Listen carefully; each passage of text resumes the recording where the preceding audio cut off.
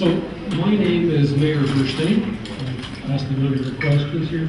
Some of you will know me. I'm not here because I know a great deal about Northern Ontario, but in a former life, so this is a little while back, I was responsible for the design and management of the selection system by Citizenship and Immigration Canada.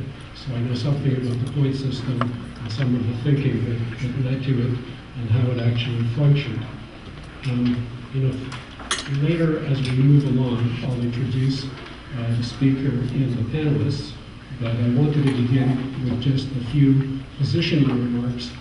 First of all, say a few things about the intent of the different workshops or the different sessions that we have, and secondly, say something about the topic itself and why we have this particular group, this particular team assembled here. So, as Vicki mentioned at the outset, this is not the end game. This is really much more the opening agenda.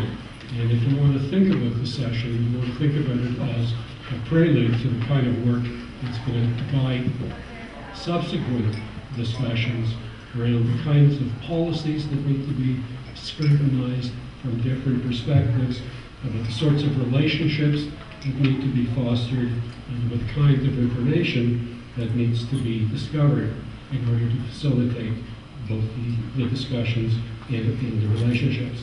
Now, the job of the panel that we've assembled is, first of all, to continue the discussion that we started yesterday and to add very different perspectives, additional information or texture, however you want to think about it. Because it's really complicated business of getting people to locate in Northern Ontario and to make their lives here.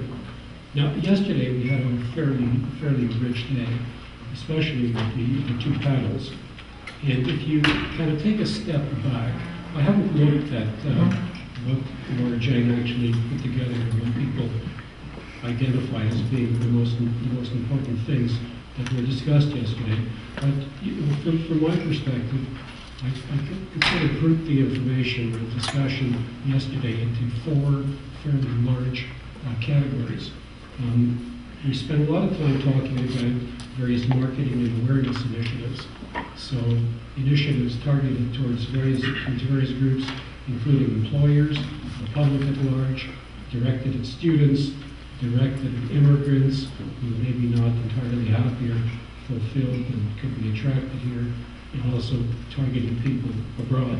So that was one category of that we spent a fair amount of time on. Another one is we talked about the technology of how to get out the message. So we talked about quotas, we talked about the use of new media, we talked about the use of ambassadors, we talked about Skype, radio, television, various means of communicating information. And then we also talked about the kinds of structural adaptations, especially local adaptations that were taking place in order to address these issues. And here I would include things like the formation of new committees, the formation of new partnerships, the sort of presence of new settlement organizations or institutions, and the fact that immigration takes more space on various agendas of existing organizations. And finally, we just touched on the array of programs and instruments that were available and that could be utilized. Now, what struck me about the discussion yesterday, so a number of conclusions, is first of all, there's an impetus for change and for coordination and for doing something that probably wasn't around if you were to go back even 5 years. The second thing is just the complexity of this thing. There's so many moving parts and so many different parts of the system that need to be brought together if this machinery is going to work well. You need to bring together employers, you need to bring together mainstream organizations, the municipalities are heavily involved. All of these different pieces need to be integrated, and that in itself is very complex. Maybe the most important thing, though, is that where the burden for integrating all of this complexity occurs, and where that takes place is largely at the local level. Now that I think is significantly different from the way immigration used to operate. You know, in the city of Toronto, Toronto certainly has more capacity than North Bay when it comes to integrating various programs or when it comes to thinking about all these things. But yet the real detailed integration has to take place in North Bay. So you need to actually ensure that there are jobs that are available for people in order for those people to come. It's not something that Toronto has to worry about in the same way that you have to worry about it in a city like North Bay. So there's a lot of different things that need to happen. And I think that's where programs like the LIP program are so interesting, because what they do is they inject the capacity to think and plan and help inject that capacity at exactly the level where this kind of integration takes place, which is at the local level. I think that's all I want to say about that. I'm going to turn now and introduce our first speaker, who is Gerry Clement on my immediate left.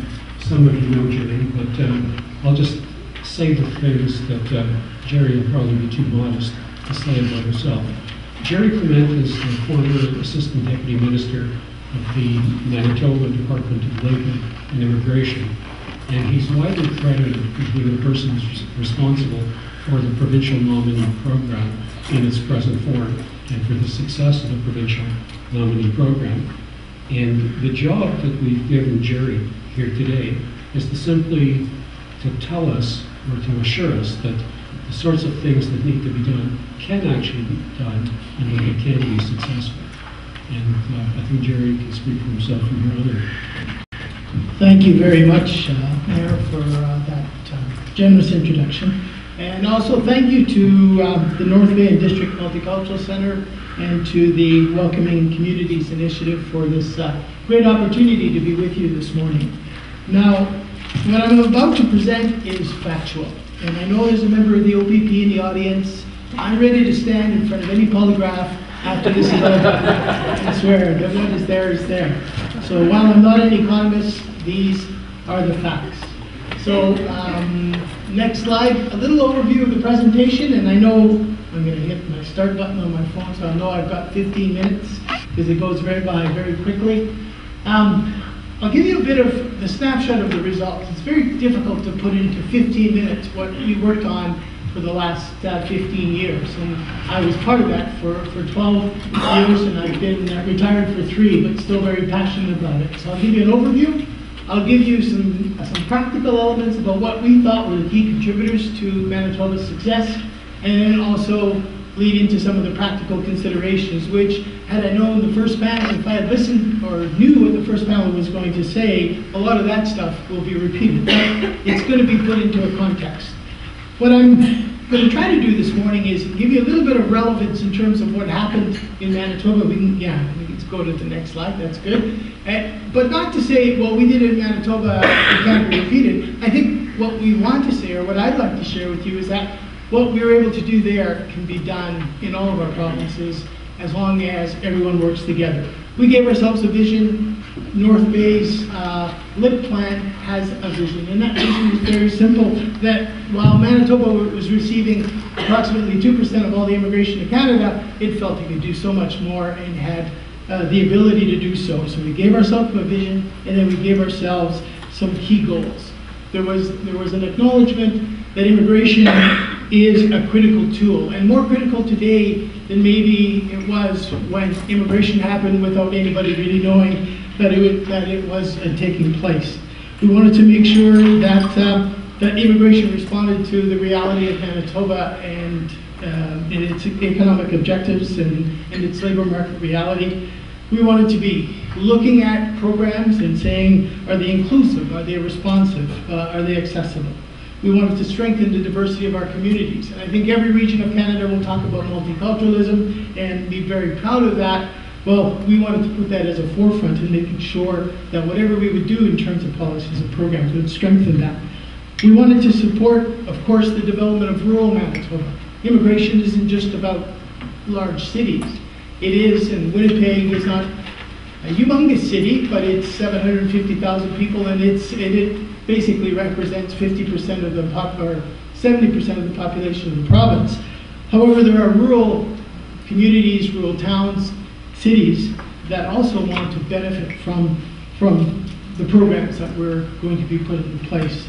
And finally, being a member of Manitoba's Francophone community, we also, as a Francophone community, wanted to make sure that the tools that we gave ourselves would ensure that our schools would continue to operate, that there would be students in those chairs, that our programs and the reality, la réalité francophone du Manitoba seraient respectées et appuyées par cette initiative.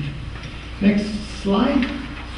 So here's a picture of 10 years, starting with the base year of 2000. We actually got our programs going in 1998, but it's it'll take at least 12 months to 24 months before you actually start to really see some of the outcomes. And as you can see there, and while I'm not an economist, I did some quick maths. We, over 10 years, tripled the level of immigration, 300% increase in immigration. We met our objectives, and the objective was to achieve, at least by 2006, a level of 10,000 immigrants, and I did it with inviting some of my relatives. It was 47. I was very pleased with that. But that was a goal. That was a goal in the year 2000. We said we want to achieve 10,000 immigrants per year by 2006. It was a resounding message, and I'll come back later in my presentation on why it was important to give ourselves a target and a place to go. While we didn't achieve parity in all of the kinds of levels of the immigration classes, we do see a little bit of an increase in family class reunification, and I'd like to challenge the federal government to give me a good reason why there isn't a corresponding increase in that category, because it should follow. And of course, as the provincial nominee, which is the yellow part, took a greater weight in terms of selection of immigrants, the federal selection program started to diminish. And maybe that's why the federal government has just announced a cap on the provincial nominee program, because we've been very, very successful. And we've kind of altered that whole balance about immigration planning and the role that the federal government plays in that regard. I think that's up for a good discussion at a later date. Next slide basically is to show that Manitoba's immigration inflow was certainly, its greatest impact was on Winnipeg, yes, but there is a 30% of the immigration in 2009 went outside of Winnipeg to communities that range in size from 20,000 in Brandon to 500 in Mitchell. But each one of those communities has a strength, a value, a stake and a position in terms of how they plan to receive and attract their own share of Manitoba's immigration. We can go to the next slide. I also wanted to bring that up is the fact that in terms of the occupational pull, we talk about the human capital model, and if we go and get the best and the brightest, certainly that's going to impact significantly on Canada overall as in general. But there are realities, and the reality is that for certain communities, the need for welders and truck drivers was greater than the need for doctors and economists, though the economists are always welcome wherever they want to be. But that is basically the reality of what immigration is about. When you have champions, leaders, economic sector leaders, you have to be able to respond to what they require. And if it's truck drivers, those truck drivers aren't going to be able to make it to Canada under Canada's Foreign Service Worker Program. We're going to need other tools, and we use the provincial nominee program to be able to adjust. And I think the success is definitely there. The other thing is that, and I think this is a good part about some of the current policies, is that the Foreign Service Worker Program, which allows companies who are truly in need and can't recruit locally to be able to go offshore and get people, that they're able to bring those people in as temporary workers, and yet we are able to keep them through the use of innovative programming.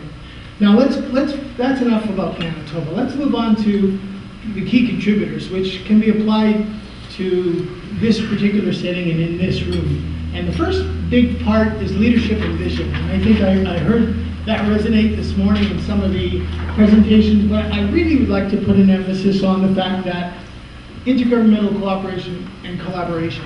The Government of Canada has always been a partner and is always there, but they're like the big brother, big sister. And every once in a while you got to remind them that we're all getting a little older, and brothers and sisters, the difference in age is very critical when you're a teen. But my older sister, who's a couple years older than me, we kind of have similar ideas now. And that's what that means by that, is that the relationship between the provinces, the federal government, and the cities and municipalities, we can't stop. We have to stop the discourse of saying, well, we're a creation of you and you're a creation of something else. And I think in the immigration file, we certainly were the trailblazers in that regard. We signed the first Canada Provincial Agreement on Immigration. We were leaders in terms of the provincial nominee programs, and we also took responsibility for the settlement envelope and the settlement programs. And while the Government of Canada was there to provide support and guidance, we were able to make decisions locally as to where settlement dollars would be spent and how they would be spent and how language training, an example, language training programs would be modified to respond to the realities. Mayors and councils were critical, and I think I should have probably reversed that order and put them at the top, because it was the mayors and councils who approached the province and said, okay, things are rolling here, how do we get involved? What people do we have to put in place to make this work? The private sector, well, the private sector definitely has a voice, but often we have to say, like the old expression, the talk is talk, but where we have to walk the walk. And the rubber hit the road in Manitoba, where the Business Council of Manitoba, which is a kind of a blue ribbon association of the 50 largest companies, came to the table and says, we've set up a subcommittee to look at immigration, and we want to work with the province, we want to work with communities on how we can benefit, how our companies can benefit from immigration, but how our companies can change to be more acceptable and more open. Chambers of Commerce, natural lead-in, both from the provincial and from at the Manitoba level and the city level. And then the service sector. The service sector, yes, we heard about social programs this morning, but they also know that jobs is number one on their agenda. The faith groups have always been involved in immigration settlement, but they too are meeting with people who have needs, people who have aspirations, and they're also a great help. And then, of course, all of the employment development agencies. The next big thing was communication. And if I had to stop my presentation right now, I'd stop on this slide. Because this isn't an in-camera process. This isn't just about what we're seeing in this room and then we all go home with a really good feeling about we can do something. This message has to be put out there. So critical messaging from political leaders, from community leaders. In the State of the Province address, the premiers of Manitoba, from the Conservative to the NDP, maintained the same level, the same messaging, that immigration was a key and that we were achieving, leading toward a target, and that we would achieve that target. They talked about the contributions that immigrants make to the economy, to our communities, to the demographic growth. All the speeches and articles had something. I wrote enough speeches for my minister that she could talk to different groups, 5 different groups in a week, and there's always be a message about immigration in her speech. Same thing with the Premier. We also made alliances with the local media, because they're a key partner. It can't always be a negative story about someone being deported or someone being abused or someone being forgotten. There also has to be that nice mix about a human interest story about somebody really succeeding, someone being reunified with a family member, somebody making some kind of a contribution. There's nothing better than having a weekly or every once in a while a good story either on TV or in the press. And then finally, conferences such as yours are critical. And a conference like yours, when I see people in the audience that are members of the immigrant community, along with members of the business community, the service community, when we're together and we're all hearing the same message, is very, very critical. Innovation and programming is the next slide, and there we talked about that it's not a cookie, my minister's favorite line, it's not a cookie cutter approach. You have to have innovation in your programming. You got to have innovation in your language programs. And when you talk about language programs in a community where there are francophones and anglophones, yes, people have to learn English, but don't forget the francophone community needs language training in French to help them with what I'll call the corporate culture, the technical culture of Canada. They need to speak with the same language. So that was critical in Manitoba for the francophone community.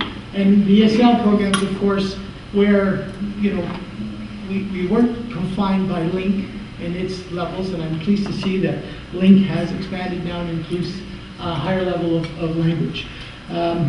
Orientation and integration and work among agencies. I think the young lady from Thunder Bay mentioned a critical point in terms of everyone working together. As you grow, as more settlement agencies become involved, there's an opportunity for two things. A lot of things to go really well and a lot of duplication to go great. And that's what you have to work against, because newcomers are not stupid. They're going to shop for the best agency, and sometimes they'll go to all the agencies before they feel that they found the one. And that's how we have to work on it to remove it. Now, international students, I know there's Nipissing University here. The international students are a benefit, valid added. They pay for their education. They're educated in Canada. They're educated according to what we consider, the acceptable requirements. They are key. And if we can provide opportunities for work, if we can provide opportunities for housing and language training when they're here, especially when we're talking about francophone, from francophone countries, they are an easy, they're the low-bearing fruit. We can get them. Now, what you do need, and I think you have to talk to your province about, and the federal government, is that the selection criteria that we're using for the In Canada class can be very restrictive on foreign students. I don't know how a foreign student coming out of a BA program after 3 years can find a job related to his experience, because I took a BA, my first degree, and I could do anything. I drove a truck, there we go. So and of course, refugee sponsorship is also an important element. I've got 10 seconds on my phone, but it might be slow, it's an iPhone. So 2 more minutes. Now, practical considerations. The first practical consideration was talked about quite a bit this morning, and that is developing champions. Developing people who will be the mouthpiece for the message. And at political level, that's why they're in that business, because they like to message, they like to get their points of view across. But it's also important in terms of the private sector and having your chambers of commerce, having developing leadership. And I can see by reading the North Bay Newcomer Network Plan that you guys have already thought about that. No doubt about it, you're definitely on the right track. I was wondering yesterday as I was reading it on my flight in, what kind of messaging I would give to you, because you certainly could teach me a lot of things, because there's some really great stuff. But there's other communities represented here today that maybe haven't made that step. So that's a critical piece. Universities and community college, well, the academics are always our leaders, and we always seek and go to them. So we have to make sure that some of those champions are seen as champions and are brought into the fold. And then, of course, all in the other areas. Identifying areas of involvement and communicating directions, that's where we have to look at some of the policies and some of the things and make it practical. Maybe what I was known more for as the Assistant Deputy Minister from my region was I was always looking for, what do I get out of this at the end of the day? Can I put my hand on, we talked about it for an hour, is there going to be some concrete results? And we tried to find concrete results in each one of those areas. For example, access to public services, transportation, libraries. As a community, as a city, and I didn't have a chance we did some of that in Winnipeg, where I said to the city planners, you know what, when a person arrives, a library is a key place of business. I get access to computers, I get access to information, I meet other people who are sitting at the table. Give them a library card. Give them a library card free for the year. Give it to every newcomer that comes into your community. They have access to a library card. Transportation, give them a bus pass. Because in that first year, they can't get around. Every dollar is counted.